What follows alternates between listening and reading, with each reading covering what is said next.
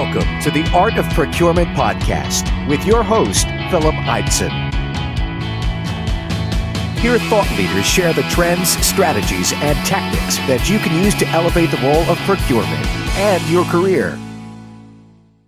So hi there, and welcome to a special Art of Procurement Friday show. And I'm joined today by Joanna Martinez, founder of Supply Chain Advisors, and Jordan Early, the head of research at All Street Labs. So Joanna, Jordan, welcome to the show. Thank you so much, Philip. Thanks. Yeah, it's a pleasure to be here.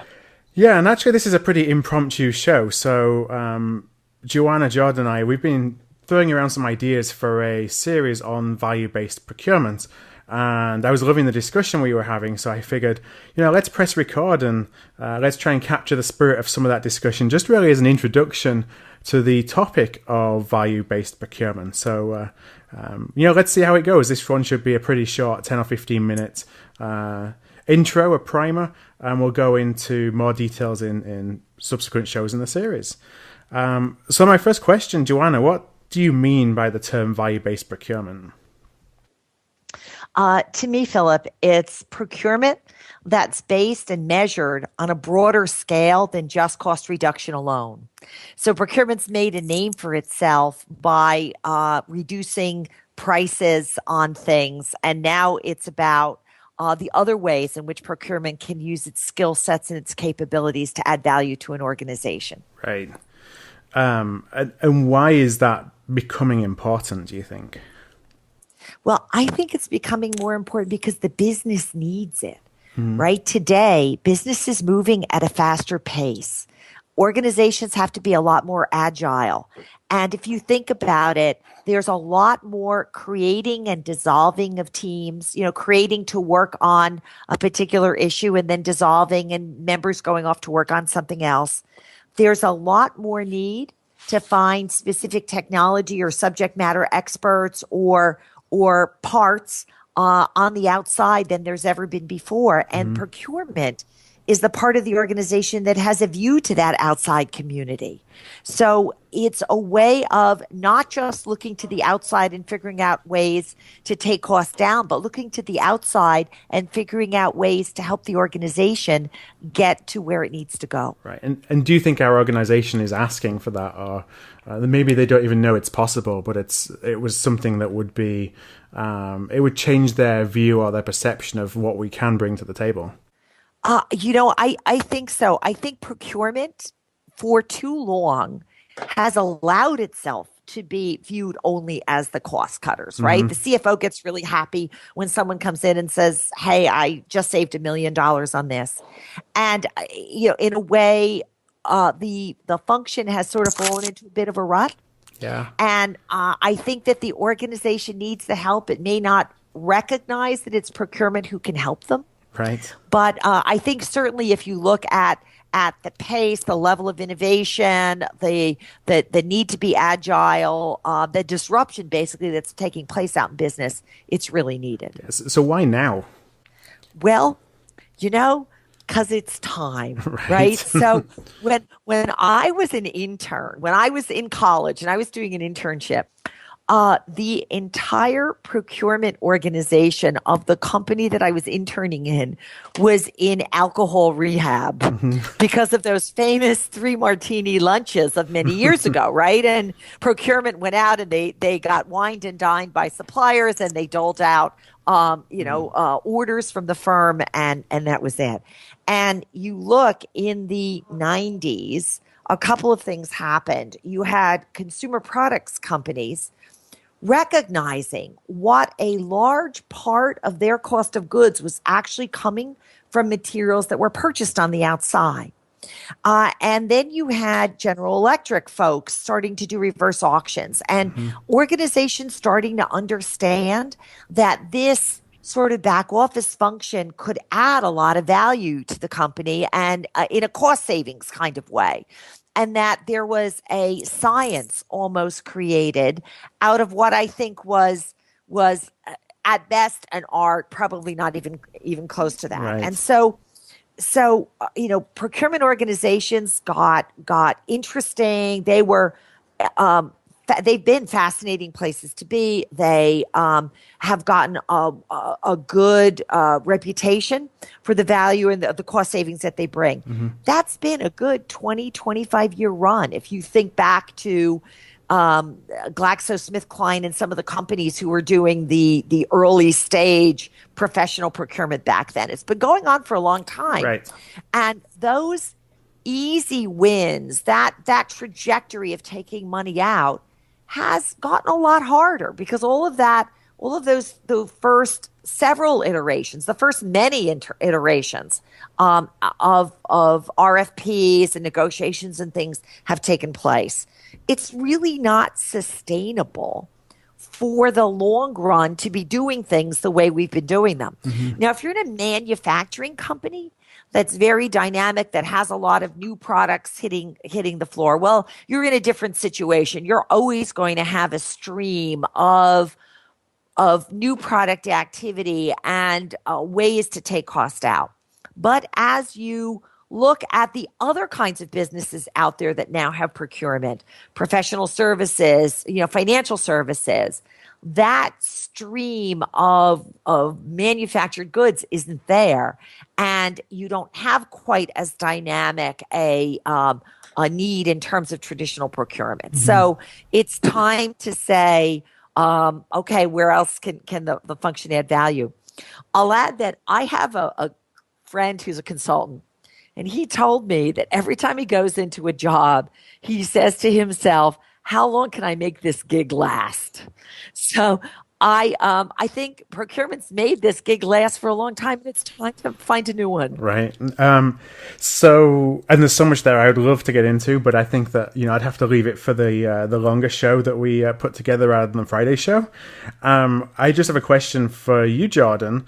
From a practitioner perspective, I know that you're really heavily engaged in the community side of procurement. I'm interested to understand if the concept of moving towards value-based procurement is something that's maybe resonating more than ever before from a procurement community perspective. And what are you seeing?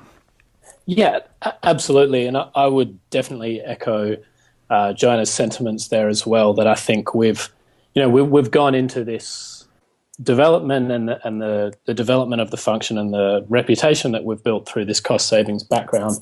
But we've really got that low-hanging fruit already. We've got the easy wins. It's time to move on to the next phase. And I think there really is so much more that procurement has to add to the function, whether it's understanding the risk profile that the business may be exposed to, or whether it's new product development through supplier innovation. And I'm sure it's something that we'll get into in the following show. But I guess the thing for me that I saw in the community actually came off a slide that Joanna shared at a procurement leaders event. So it was a attributed slide to nearly every CPO on the planet. Right. And the slide said, it was a quotation saying, we need to stop our focus on our percentage savings alone, and the conversation needs to move towards driving value and achieving outcomes that help the business. So to me, that's really quite a pertinent message, and it was something that our founder actually shared on LinkedIn, and it really took off from a procurement perspective. I would say it was trending. Yeah. So it had over 820 views and 120 comments. So, but for me, the real insight there was what those comments made up, and to me, the comments really represented some momentum that's in this value-based procurement space. We had people addressing all the key elements of what it would need to take to push this movement forward, because I think, we've all been to conferences and we've all heard this discussion that we need to move beyond cost and we need to start driving value. But to me, the discussion that took place on this particular forum it kind of highlighted that shift. So, we had people talking about the requirement to change our mindset as a procurement organization. People were talking about developing a shared vision between a buying organization and a supplying organization. So rather than competing against one another, we're working together towards the same goal. Right. All the way through to the metrics. How do we measure this stuff? Which is, I think, something that we're still working on, and there's some people out there that have got some idea. But as a holistic concept, how do we measure this stuff? the most interesting thing for me was that there was buy-in and comments across the board. So we had people from procurement, we had people from finance, we had buying organizations, we had suppliers, we had senior managers and operational staff, all discussing this topic. So to me, there's definitely some movement and some momentum in this space. An interest from all sides, really, all participants in the conversation. I just had a question before we wrap up the Friday show. Jordan talked about metrics, and it's something that I've always wondered is, how can we expect to change and get away from this cost savings mentality when we're still measured on cost savings? Do we need to change the way we're measured, or is there a way to do this while understanding that our CFOs or whoever pays the bills for our functions still really look at savings as the way to measure our ROI? Well, I think myself and many others have been wrong in that we talk a lot about changing the conversation. I know that I use that quite a bit. And in reflecting on it, I don't think it's about changing the conversation, because I don't think you just make an abrupt switch. I think we have to expand the conversation. I think you start by not talking. First of all, you have to take the initiative. The procurement organization has to take the initiative. There's no reason for the rest of the organization to do anything different. Right. So it's got to be driven by procurement.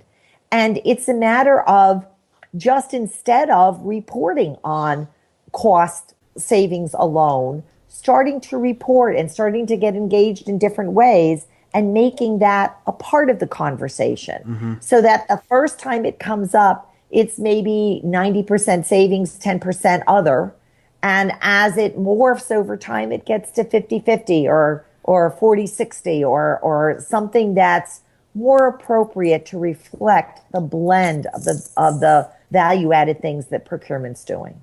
Well, Joanna, I think this is a really important point, and I'm really looking forward to covering this in a little bit more detail, as well as some of the topics we talked about when we put out the series of shows on value-based procurement. I think it's something that's really critical to really the future of our profession and maintaining our relevancy and kind of taking us up to a different level.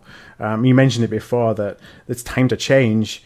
Has the time come? And it's the end of the day on our traditional methods. If we really want to be relevant in the future, we got to look at thinking more about value than we do of cost. So what I'll do for today is I'm just going to include some notes from our discussion at artofprocurement.com/value intro. That's artofprocurement.com/value intro. I'd encourage listeners to look out for the series of shows that we're going to publish. And actually, as we publish each one of them, I'm going to put them all in one place on the Art of Procurement website. That's just going to be artofprocurement.com/value. So, Joanna, Jordan, thank you very much for your time and for agreeing to just do this little short primer to value-based procurement. And I can't wait to start recording the full series. Thank you. Thank you. Looking forward to it. Thanks. Thank you for listening to another episode of The Art of Procurement. To find an archive of all past episodes, you can go to artofprocurement.com/episodes. And to ensure you never miss another show, go to artofprocurement.com/subscribe.